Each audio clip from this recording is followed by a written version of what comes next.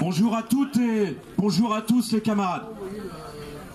Je remercie tout d'abord l'invitation des camarades de la CGT de Renault-Cléon, avec lesquels, en tant que militant ouvrier, militant syndical, j'ai quelques souvenirs qui remontent à quelques années déjà quand j'étais ouvrier à l'usine de PSA à Aulnay-sous-Bois dans le 93, où on était venu ici manifester et on avait reçu le soutien évidemment des ouvriers de l'usine, mais aussi de la CGT de Renault. Et puis assez récemment, il y a maintenant peut-être 2 ans, le combat qu'on a partagé pour la démocratie syndicale en tant que délégué syndical.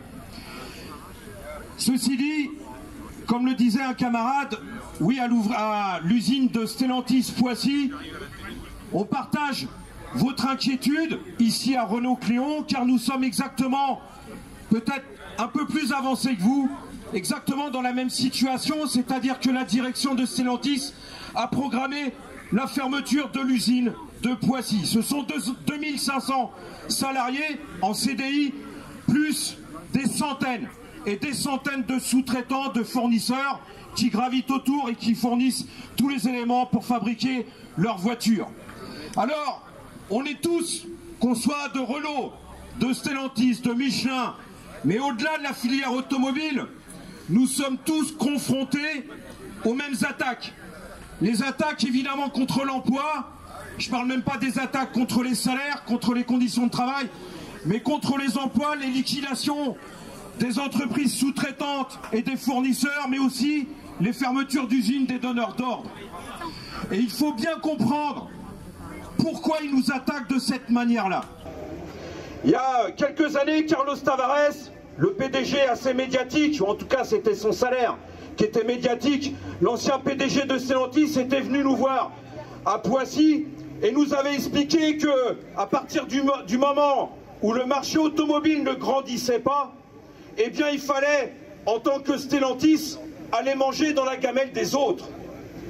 Aller manger dans la gamelle des autres, dans sa bouche, dans sa tête, ça voulait dire prendre des parts de marché à Renault, prendre des parts de marché à Toyota, à Volkswagen, aux constructeurs chinois, aux constructeurs japonais. Et je lui avais dit, mais là vous avez Flin là, qui est en train de fermer avec l'arrêt de la fabrication de la Zoé, vous devriez être content du coup. Eh bien nous on n'est pas contents. On n'est pas contents parce qu'on a nos frères là-bas qui travaillent, on a nos camarades, des militants, mais aussi des travailleurs et des travailleuses. Il m'a répondu, monsieur Mercier, vous raisonnez en tant que citoyen, mais là il faut raisonner en tant que collaborateur, c'est-à-dire qu'il faut faire l'union entre les travailleurs et les patrons. Je lui ai répondu, je ne raisonne ni en collaborateur et ni en citoyen. Je ne suis pas un citoyen, je suis d'abord et avant tout un travailleur. Et c'est comme ça qu'il faut raisonner, les camarades. La ligne de front, la ligne de partage, elle n'est pas entre les travailleurs qui fabriquent les voitures ici en France et puis nos frères qui sont en Chine, au Japon, au Maroc ou au Brésil. Elle n'est pas là, la frontière. La frontière, elle est entre constructeurs automobiles, entre actionnaires et travailleurs. Elle est là, la frontière. Et cette image que Carlos Tavares avait donnée, il faut aller manger dans la gamelle des autres. Oui, c'est la politique de Stellantis, mais c'est aussi la politique de Renault, c'est la politique de Toyota, c'est la politique de Volkswagen. Ils se font une guerre à mort entre eux. Pourquoi ils se font une guerre à mort? Parce qu'on est régi sous des lois économiques qui sont absurdes, où on marche sur la tête. Ce sont les lois du profit, c'est la loi du marché, c'est la loi de la concurrence. Et nos entreprises, les entreprises dans lesquelles on travaille, elles ne nous appartiennent pas, les camarades. Elles appartiennent à des actionnaires, à des familles de la très grosse bourgeoisie, les Peugeot, les Agnelli, les actionnaires de Renault.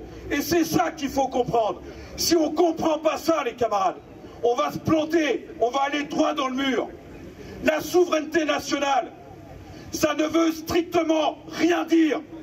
Quand on fabrique des voitures aujourd'hui, la fabrication de voitures, elle est mondialisée. Ça passe les frontières. Les pièces qu'on fabrique ici à Poissy, à Stellantis, elles viennent du Maroc, elles viennent de Roumanie, elles viennent du Brésil, elles viennent de n'importe où.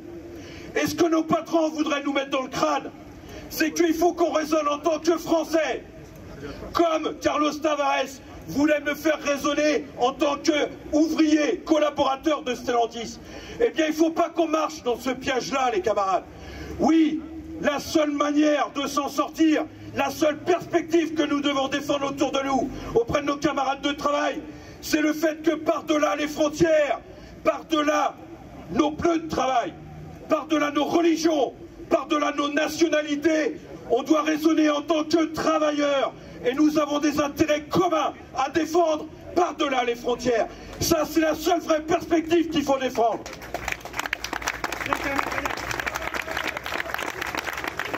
Alors oui, ce sont les patrons qu'il faut foutre dehors. Ce sont les actionnaires qu'il faut foutre dehors. C'est eux qu'il faut empêcher de nuire et les empêcher de faire crever toute la société.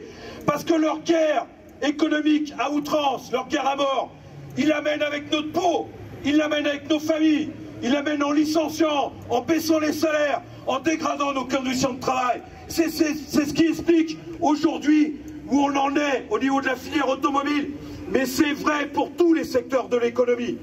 Alors oui, j'entends, on le sait tous, nos patrons ils touchent des centaines de millions d'euros d'aide publique. C'est vrai, mais ça date pas d'hier, ça date pas de Macron les camarades, ça date de Sarkozy, ça date de Hollande, ça date de Jospin, ça date de Chirac, ça date de Mitterrand, tous, écoutez-moi tous, ils ont mis la main à la poche, ils ont servi notre fric, l'impôt, le fric qui est l'argent de nos impôts, ils les ont donnés toujours à fond perdu dans les caisses de ces grands patrons. Alors oui, quand un patron décide de licencier, de supprimer des emplois, eh bien il faut interdire les licenciements sous peine de réquisition des entreprises, parce que c'est hors de question, quels que soient les prétextes qu'ils mettent en avant, c'est hors de question que nous, on fasse les frais de leur sale politique. Et il y a une seule chose aussi qu'il faut avoir conscience, c'est qu'on ne peut compter que sur nous-mêmes, les camarades. C'est les idées de la lutte de classe, c'est les idées de la bagarre, de la grève, des manifestations, de la grève générale qu'il faut défendre. Il n'y a que comme ça qu'on pourra sauver notre peau, pas autrement. Merci à vous.